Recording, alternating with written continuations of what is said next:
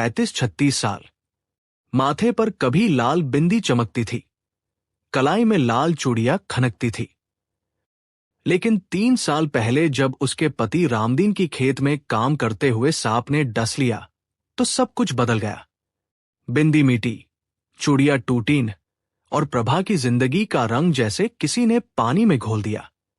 रामदीन के जाने के बाद घर में बचा था तो सिर्फ एक छोटी सी झोपड़ी, थोड़ी सी जमीन और एक 8 साल की बच्ची गुड़िया।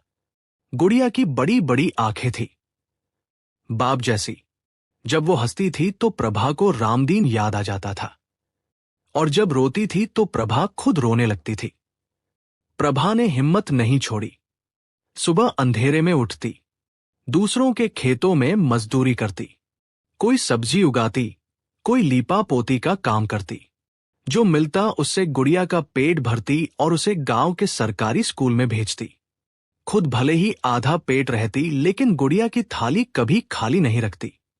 गांव में लोग कहते, अरे प्रभा बड़ी हिम्मत वाली है।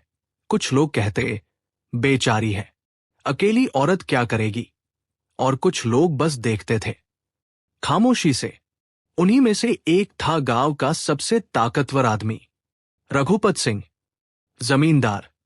सोनपुरा और आसपास के 3 गांवों की जमीन का बड़ा हिस्सा उसके नाम था। पक्की हवेली, बड़ा दरवाजा, दरवाजे पर हमेशा 2-3 चमचे बैठे रहते। पत्नी थी रघुपत की, रामकली, लेकिन वो ज्यादातर अपने मायके में ही रहती थी। बच्चे बड़े होकर शहर चले गए थे।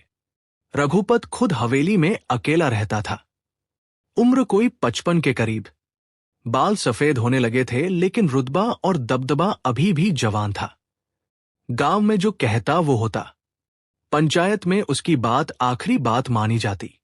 रघुपत की नजर प्रभा पर पहले पहल तब पड़ी थी जब वो अपने खेत के पास से गुजर रहा था और प्रभा वही दूसरों के खेत में काम कर रही थी।